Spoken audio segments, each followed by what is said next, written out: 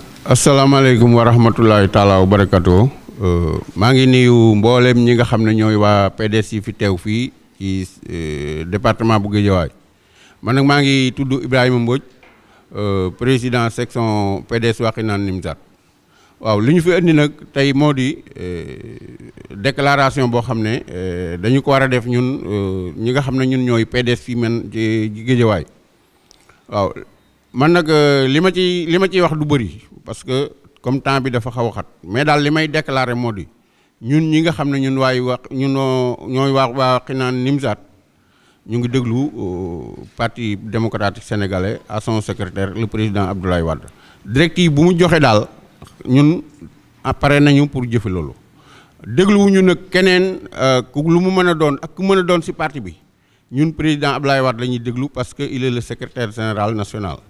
waaw donc nag ci ay directives am daal la ñuy déglu fu mu ñu ne aw leen fii wala ànd leen ak kii kooku la ñuy àndal leneen nag beneen déclaration boo leen mën a dégg ñun fii ci département bu Guédiawaye section Wakhinane Nimzatt ñun concerné wuñu te ñun ñooy waa section Wakhinane Nimzatt man maa Ibrahima Mbodj man maa nekk président bi voilà.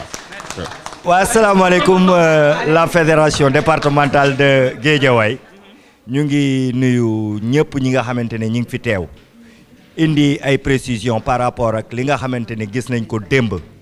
man maa ngi tudd Sambane président section PDS bu Golf Sud donc indi ay précisions par rapport ak ñoo xamante ne dañoo génn démb ne ñooy fédération te nag ku xool li xam ne fédération Guédiawaye ngi nii secrétaire général baa ngi nii Bassirou Mbacké Diatta le président Modou Mboup mi ngi nii toog la présidente des femmes mi ngi nii toog Ndeye Rama Sissoko ñun nag benn baat la ñu am mooy baatu parti démocratique sénégalais mooy baatu président Abdoulaye Wade ñu ngi koy déglu lépp loo xamante ne moom la ñu sant incha allahu rabbi loola danañ ca dem keneen nag ku am leneen loo xamante ne da nga koo am lu wuuteeg parti démocratique sénégalais jëlal ñun ñu ngi continuer rester ci parti démocratique sénégalais xaar li nga xamante ne mooy directive bu parti bi ñu di ko def ñu ngi leen di gërëm di leen sant jërëjëf. asalaamaaleykum waa fédération Guédiawaye PDS bu Guédiawaye maa ngi leen di nuyu kenn ku nekk ci turam ak santam man Mbaye Diouf laa tudd ci secrétaire général commune bu Médina Gounass di vice président fédération bu Guédiawaye di leen wax ne dañu ñëwoon pour joxe ay lu leeral ay position Guédiawaye position fédération Guédiawaye suñu position mooy ñu li parti bi wax la ñu wax lu parti bi waxut waxuñu ñu ngi déglu directive bu parti bi directive bu président Abdoulaye Wade ak suñu candidat Karim Meïssa Wade beneen directive bu fi jógee di wax ci turu président fédération Guédiawaye wala ngay wax ci turu Guédiawaye loolu concerné wuñ président fédération Guédiawaye a ngi nii moom la Modou Mboup moom la ñu fal ci ay renouvellement carte secrétaire général a ngi nii Bass Mbacké Diatta responsable des femmes a ngi nii honorable député Ndeye Rama Sissoko honorable député Khady Dieye mu ngi nii toog responsable Guédiawaye yëpp ñu ngi nii toog di déglu mot d'ordre parti bi tey lañ gën a resté ci fidèle ci di militants yu discipliné di déglul parti bi loolu lañ ne keneen ku nekk ci leneen yaa ca nekk mais ñun nekkuñu ci kenn nag duñ nangu ne kenn di mbuboo Guédiawaye di régler say compte bopp di mbuboo fédération Guédiawaye loolu duñ ko nangu tey duñ ko nangu ëllëg ñu ngi leen gërëm di leen sant merci beaucoup. oui salaamaaleykum wa rahmatullah ñu ngi nuyu ñëpp ku nekk turam ak santam fédération Guédiawaye di remercier tout le monde de leur présence maa ngi tudd Mohamed Bob Djaraf nekk secrétaire général de l'UJTL responsable des jeunes de la fédération PDS Guédiawaye nous tenons à apporter des précisions parce que dafa am ay personnes yoo xamante ne qui ne sont même pas membres du parti démocratique sénégalais lu koy démontrer mooy nit ñooñu bu ñuy def renouvellement parti bi jënduñ carte membre et aussi bokkuñ ci benn section bokkuñ ci benn fédération parti donc ils ne sont pas des membres légalement inscrits dans la fédération de PDS Guédiawaye ñooñu bu ñu bàyyee parti bi yàgg na du tey ñun tax en tant que jeune PDS fédération Guédiawaye dañuy leeral parti bi ak opinion nationale bi yëpp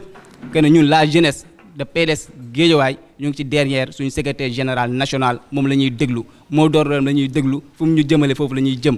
nous sommes des responsables et des militants disciplinés je vous remercie. mbokki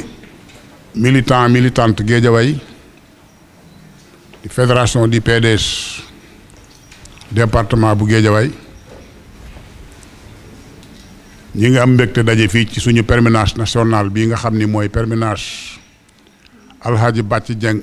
ancien président fédération bu PDS bu département Guédiawaye ñu war a joxe déclaration nag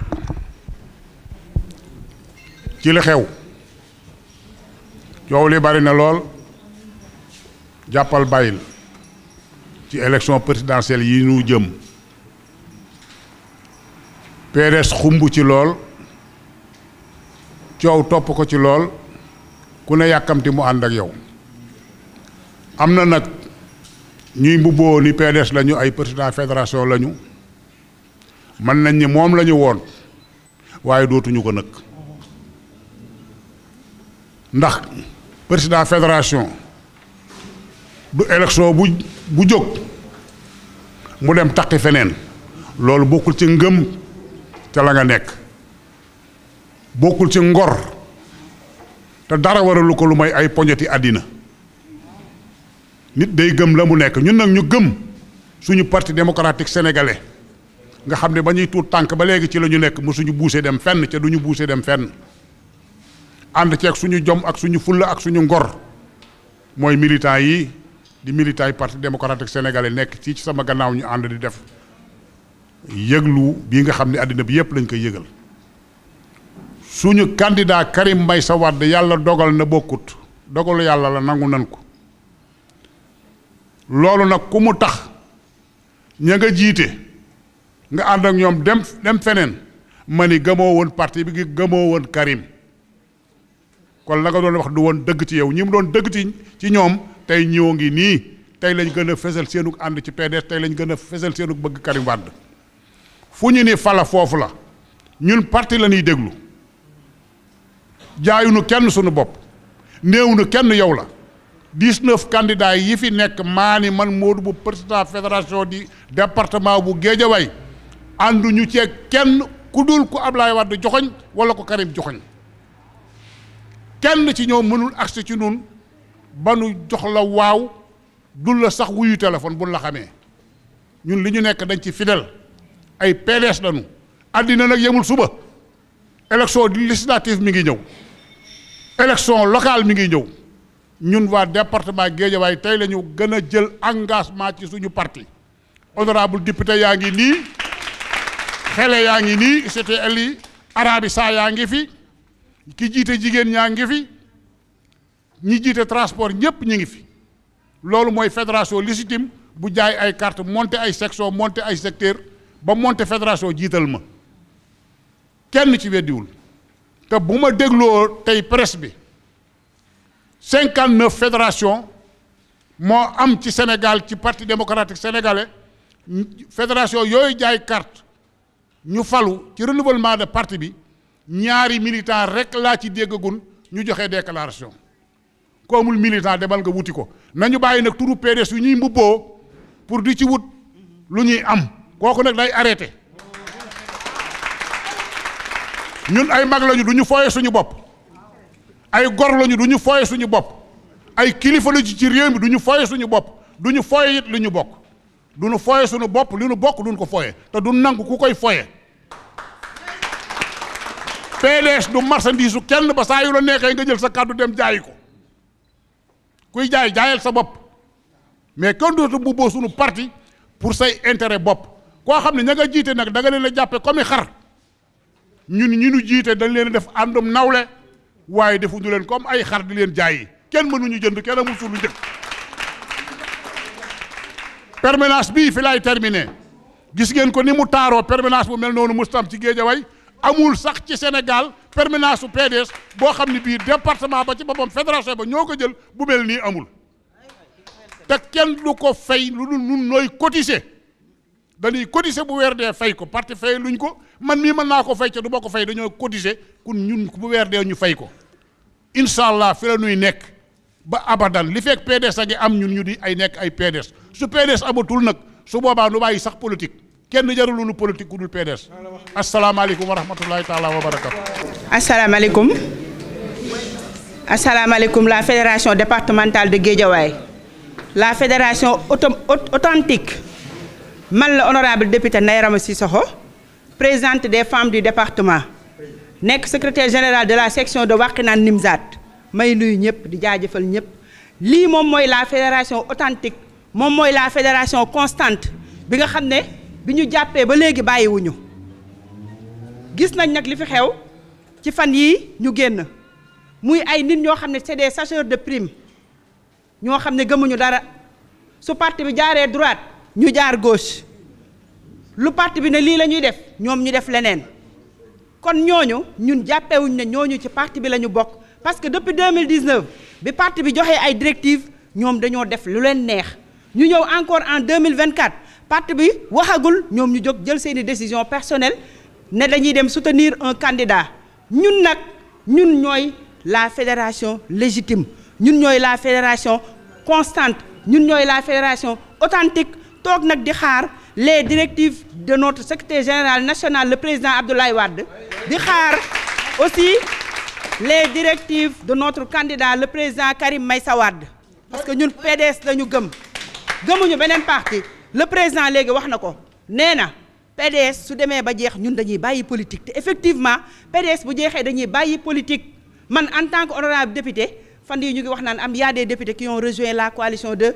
Amadou Ba ñun de bokkuñu si ñun waa député yi nga xam ne ñoo nekk ci département de Guédiawaye parce que ñun nekk nañ ay nit ñoo xam ne dara jënduñu ci kaw suuf dara duñu jënd dañu fidèle au parti démocratique sénégalais dañu fidèle ak les militants du parti dans le département de Guédiawaye kon ñun dara jënduñu xam nga lu ñuy xaar le président Karim rek la ñuy xaar moom la ñuy topp ñu keneen ku dem jëli nag ba lekk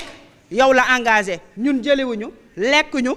amul fenn kenn ku wax rek ne woo nga ñu téléphone proposé ñu quoi que ce soit amul ci département de Guédiawaye bii te bu doon loolu la kon je pense que depuis élection locale yi amoon nañ fi ay proposition de lañ ko rejeté pourtant am na ñu demoon jëli mais ñun dañu toog gëm ne ñun PDS bi ñu nekk li ñuy wax rek le PDS c'est un baobab indéracinable kenn mënu ko déjjati day metti rek mais PDS fi mu nekkoon du fa mës a jóge fii ñu nekk ñun aussi duñ fi mës a jógee kon dañuy wax rek ne toute la fédération tous les présidents de section tous les secrétaires généraux et les présidentes des femmes et les autres organismes internes ñu ngi leen di wax ne kenn demul ci département bi keneen ku dem nag bokkatul woon PDS na leer keneen ku dem rek bokkatul woon PDS parce que dañu jógee woon ci ay renouveler toutes les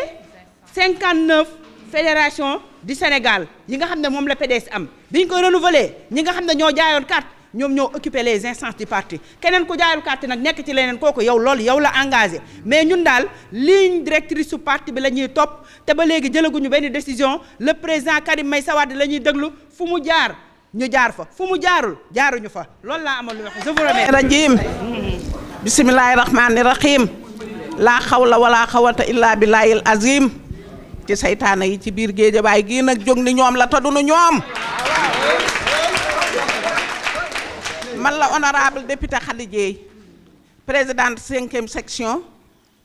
secrétaire national chargé des cellules des entreprises libérales nationales internationales di wax nag ci tudd Géejawaay tey jii parce que Géejawaay dafa am boroom Géejawaay dafa am ñu jaay carte monter ay secteur doon ay responsable ñu reconnaître leen kon tey jii ku jóg jaayoo carte monter boo secteur ni responsable nga kala seeti ruux na siiru kala jox alalam ruux na siiru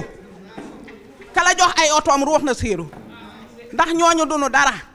militant day gëm parteem militant day jënd carte militant day respecter directive yi nga xam ne moom la secrétaire national joxe ma ne la président Abdoulaye Wade kenn gënu koo mën a politique mooy papay xale yi mooy maamu xale yi moo leen ko jàngal kon tey jii bu situation amee Karim Wade ñu teg ko injustice au niveau national au niveau international ñëpp reconnaître nañu injustice bi ñu teg Karim Meïssa Wade te li tax ñu teg ko xaalis li tax ñu teg ko ger li tax ñu teg ko ka ko ger ak ñi nu ger ñëpp ñu ne ñoom ëllëg ci si biir ñooy joxe ay résultats ci réew mi ñoom bu leen neexee ku leen neex la ñuy jox ni moo gagné man maa leen wax lii ñii nga xam ne ñoo nekk conseil constitutionnel ñoo fa nekk cour suprême ku nu jox tey gagnant bu yeboo ñu suñu xel tiit ndax ay nit la ñu yoo xam ne li nu def min fi wengaaral tege kenn du ko werante ci biir Sénégal ma ne ñun xoolal ñun Ablaye Wade la ñuy déglu Fara Wade Ndiaye Daaro Wade Ndiaye moom la ñuy déglu yuquma ca songum xeex moom la ñuy déglu Ablaye Wade borom ñetti talaata yi talaatay ndeer talaatay jokkul talaatay gaaru Mbay Faal yow la ñuy déglu Yërim Yatta ak Yërim Fasaar yow la ñuy déglu Njuga rey na gaynde Manaam rey na gaynde Ma Njóob rey na gaynde Wade Ndiaye yow la ñuy déglu Karim Meïssa Wade doom ju nu yar la doom ju nu bëgg ci Sénégal bala ñu ko doon xam tey ñu ni Karim Wade mooy candidat waaye yii élection saful kaani saful suukar saful xorom li élection du élection yi dara du élection yi dara élection hold up la xam ngeen lan la élection hold up léegi nag ñun dey Géejawaay gii section bi ma jiite Naar Fall nag doon secrétaire général ba ku ne xam na Naar Fall yeneen président yi toog fii xam ngeen ni tey jii ku nu dégg war a xam ni Géejawaay a ngi nii nag ñun de néewaguñu Jean néewaguñu Paul xam nga lu nu wax déglu directive rek bu nee ñuul na ñu ni kukk bu nee weex na ñu ni tàll ñooy Baay Faal yi xam nii laa soloo tey Baay Faal dama daan bu la zone waaye tey damaa Baay Faal ndax dafa jot takk suñu ndigg yi ñun PDS fu mu egg ñoo ko fa yóbbu te itam duñ ko daaneel kenn du jur sa doom di ko rey PDS ba ilaa yow mi diin te ko defee ni lii yëngal nañu lii yëngaluñu de parti bi day gën a jëm ca kaw ca kanam kenn mënu ci dara. Auzu billahi mina sheytaani rajim bismillahi rahmaani rahim allahumma salli ala sayyidina muhammad wa sallim. ñu ngi leen di nuyu yéen internautes yi yéen ñi nuy seetaan ñun waa Guédiawaye. C'est la fédération départementale de Guédiawaye constituée de 5 communes. Les 5 communes sont représentées ici par les 5 présidents de communes, de sections, et les secrétaires généraux de sections, et les démembrements des sections, je veux dire le département, renouvelé dans les règles de l'art, est ici présent. Plus nos 2 députés qu'on a, qui habitent Guédiawaye. Nous avons constaté unanimement que les députés viennent d'être clairs. Ils ne sont dans aucune commune. Elles sont claires comme l'eau de roche, comme notre candidat Karim Wade. 1. La deuxième des choses, nous nous sommes réunis aujourd'hui pour éclaircir la situation qui se fait sentir. La non-participation du PDS à l'élection présidentielle montre à suffisance que les élections n'ont aucune saveur. Nous avons constaté que le PDS manque aux élections comme le sel dans une marmite. Alors, il y a des manœuvres depuis un bon laps de temps qui nous écartent des élections. Il y a des manœuvres d'hommes d'État qui nous ont écartés des élections. Alors, nous avons constaté que ces manœuvres continuent par des ramifications à la base. Des personnes sans apport, des entrepreneurs politiques qui sèment la confusion, histoire de rallier d'autres sphères politiques. Nous de Guédiawaye aujourd'hui, voulons parler à l'opinion publique que cette confusion alimentée par des anticonformistes n'est pas réelle. La fédération départementale de Guédiawaye, fidèle aux idéaux, aux principes et aux règles disciplinaires qui gouvernent le parti, dit que ces gens-là, c'est des mythomanes. Ces gens-là, c'est des comploteurs. Que ces gens-là ne sont pas du Parti démocratique sénégalais. Voici les vaillants représentants du Parti démocratique sénégalais à Guédiawaye. Nous, les responsables légaux, nous qui incarnons les structures régulières du parti, du PDS, sommes à l'attente du patriarche Maître Abdoulaye Wade. Nous, la structure légitime de la fédération départementale de Guédiawaye, disons non à ceux qui sont en train de faire de l'usurpation. Le Parti démocratique sénégalais est un grand parti. On a l'habitude de dire, ils m'ont précédé pour dire, nous, nous, lettre bu ndaw kenn duñu dugal ci poos. Nous, le Parti démocratique sénégalais, nous avons constaté des vidéos qui circulent, des personnes qui parlent au nom de la fédération départementale. À leur côté, il y a des responsables de Benno, je peux même citer Lat Diop qui est à côté d'eux, en train de le coacher. Il s'est trompé de cible. Il s'est trompé de cible. La personne qui se réclame de président, en l'occurrence Ndiogou Malick Diagne, il n'est plus le président de la fédération de Guédiawaye. Toutes ces personnes qui gravitent autour de lui ne représentent plus le département de Guédiawaye, encore moins le PDS. Maintenant, depuis 2022, on a vu que 2019, ils se sont déclarés voter pour Idrissa Seck. Présentement, on a vu certains parmi eux qui, tantôt ils sont avec Anta Babacar, tantôt ils sont avec Aliou Sall, tantôt ils sont avec Lat Diop, tantôt ils sont avec le diable. Nous, on n'est pas d'accord avec eux. Nous, comme le PDS a l'habitude de le dire, de chanter pour dire, ñun Karim rek la ñuy xaar, moom la ñuy xaar, moom la ñuy xaar, ah Karim rek la ñuy xaar, moom la ñuy xaar. Alors, je vais finir par ceci. Nous sommes fiers de Karim Meïssa Wade. Pourquoi? Par ses tweets, par ses sorties, il a éclairé notre lanterne. Koumeron Merato, parce que il a décelé le complot par ce qu'ils veulent utiliser de PDS pour un hold-up électoral au premier tour. Karim a décelé ça. Karim vient de dire encore que les militants, beaucoup de responsables politiques l'ont appelé. Il a cité des noms, beaucoup l'ont appelé. Il a fini par Diomaye, Khalifa, etc., qui lui ont appelé. D'ailleurs, Diomaye, ils ont reconnu que le PDS est un grand parti. Il a même rencontré le président du groupe parlementaire, Lamine Thiam. Les députés ne vont pas laisser digresser, pour parler avec lui, puis appeler Karim Wade. Cela montre que vous avez une force réelle au Sénégal. Alors, merci Karim Wade, parce que votre démarche, même si nous étions un peu en colère, nous sommes contents par votre façon de faire, monsieur Karim Wade. Vous méritez d'être le président de la République. Ils l'ont dit. Prenons notre mal en patience, parce que yag baoul dara. Je vais finir par ceci. Nous demandons au Parti démocratique sénégalais de prendre toutes ses responsabilités et de mettre hors d'état de nuire ces comploteurs, ces personnes qui, quand la nuit les sangs sont gris, ils passent tout leur temps à faire du tchourpi-tchourpi, histoire de chercher de l'argent. Nous, on ne gouverne pas avec de l'argent. Depuis les locales, Ndiogou Malick a été écarté de notre parti politique, le PDS,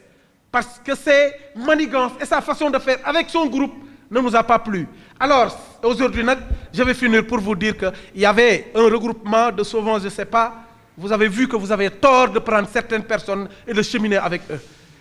C'est l'occasion pour nous de réitérer notre engagement au Parti démocratique sénégalais. On attend le président de la République, le futur Bok, parce qu'il a été écarté de façon illégale. Nous n'attendons que Karim Wade. On n'écoute que Karim Wade. Nous ne respectons, on n'obéit que Maître Abdoulaye Wade. Personne d'autre ne peut nous entrer dans du théâtre. Maintenant, nous avions dit que nous avons élection. Mais Karim Wade, un grand républicain, Karim Wade, un grand maestro, il est en train de mettre de l'eau dans notre verre. Et on attend. Il suffit qu'ils nous disent de faire quelque chose, on saute sur ça. Nous, le PDS, nous sommes un parti de paix. Nous sommes un parti grand. Nous sommes un parti qui a construit le Sénégal par Maître Abdoulaye Wade. Nous sommes fiers de vous. Je parle au nom du président de la fédération qui est là.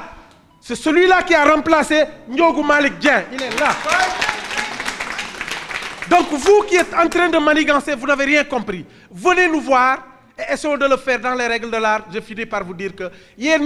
vous qui appelez les militants à la base, arrêtez d'appeler pour nous demander notre soutien. Appelez le patriarche Maître Abdoulaye Wade. Appelez Karim Wade. Il suffit de nous dire de faire ceci. Nous, on va le faire. Dans tout le Sénégal, on vous invite de faire comme Guédiawaye. À bon entendeur, salut.